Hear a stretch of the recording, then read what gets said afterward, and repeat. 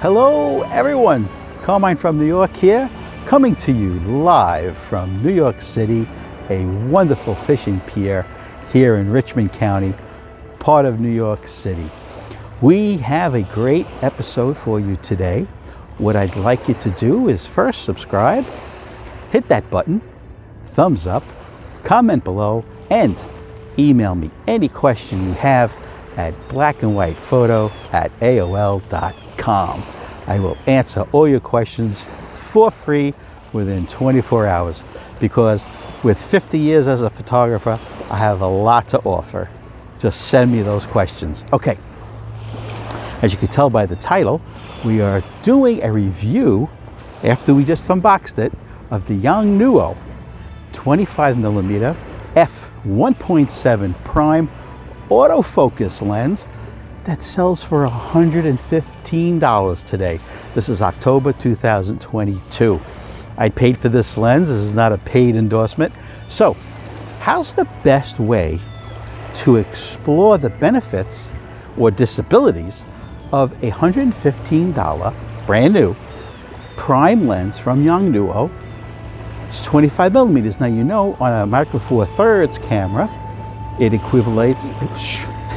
it's equivalent to a 50mm lens. Okay, so I thought about how the best way to show it, and I think what's good, so because so many people out there have different types of cameras, right? Let's do it this way.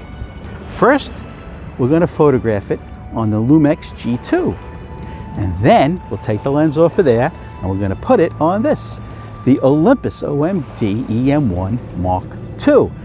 A 20 megapixel camera, right? The Olympus.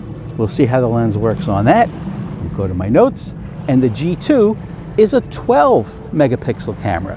So we're going to look at this lens on two different systems, two different manufacturers. One is Panasonic Lumix G2 camera. Then we'll mount it on the Olympus OMD E-M1 Mark II, a 20.4 megapixel camera. Just to go over the prices, like I mentioned, the lens, new, $115. The Lumix G2, I just checked eBay this morning for a working tested G2. They go for $200. And the Olympus OMD E-M1 Mark II, used, working, tested condition, they're selling for $700. That's a very good deal for a Olympus OMD E-M1 Mark II used camera. It's a very good price. The OMD E-M1 Mark II came out in 2016, while the Lumix G2 came out in 2010. So there's a 6-year difference of technology between the two cameras. Okay, so without further ado, let's look at the YONGNUO 25mm f1.7 autofocus. The only bell and whistle it has is a switch on the side to go from autofocus to manual focus. The focusing ring on it is nice and smooth.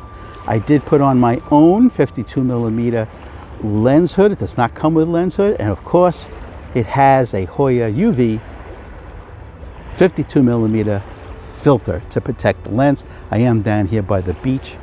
There's not too much water, salt spray today. In fact, there's almost none. Okay, so this lens I'll be taking off. This is the Olympus OMD. I'll be taking off the 45mm prime, and we're going to switch it onto this camera. So the photographs you're about to see were all taken with the same exact settings, both with the same lens, the 25mm YONGNUO 1.7. And I'll put on the bottom of each photograph which camera you're looking at, okay? And you decide whether the Lumix G2 or the Olympus OMD E-M1, if the output's the same, or one's a little different than the other. But at least this way, you'll know if you have a micro four thirds camera, you'll know how it'll look on a nice, even spread of a 2010 Lumix or a 2016 Olympus OMD E-M1 Mark II.